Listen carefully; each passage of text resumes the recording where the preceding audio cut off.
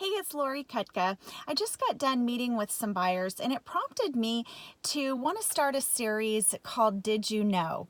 There's often different parts of the real estate process that people are just unaware of, and so I thought it might be helpful for me to pick out some things that I get questioned on often.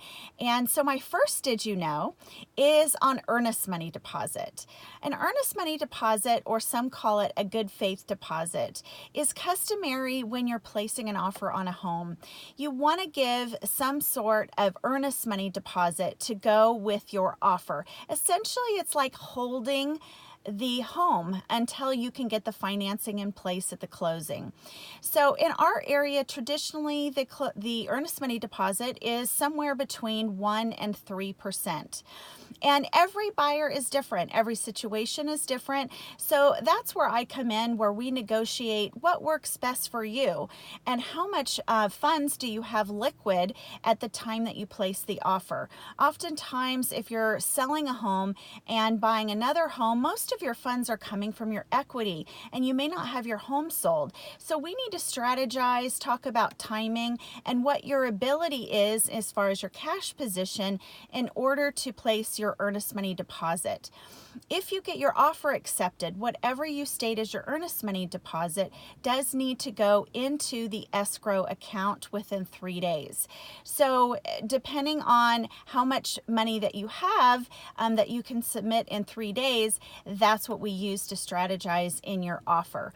And typically, the larger the earnest money deposit, the stronger you present yourself as a buyer, but not always the case. So this is where I come in. We talk about what you can give, what's important depending on the offer that you're placing, and we strategize to what works best for you. That earnest money deposit, once it is in escrow, then turns into, for the seller, the liquidated damages. This is the protection that the seller has if you as a buyer were to back out at the last minute after releasing all contingencies. That is the only recourse that the seller has to hold or have as damages if you were to back out. Now, we would never let that happen, or I, as your agent, would never let you lose your earnest money deposit. So we go through all the steps to make sure by the time you release all your contingencies that you are confident and clear that you're going to be able to close on the property. And if all goes as planned and you want to move forward to close on the property, then that earnest money, whatever you may have given, goes towards your bottom line. It goes towards your closing cost, your down payment, any prorated taxes, whatever you are going to owe, that earnest money deposit is already sitting there and will go towards that.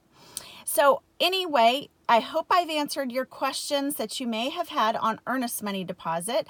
Feel free to DM me, send me an email, give me a call, and I can explain it further. And if you're thinking about real estate in 2020, definitely call me. I talk to you soon.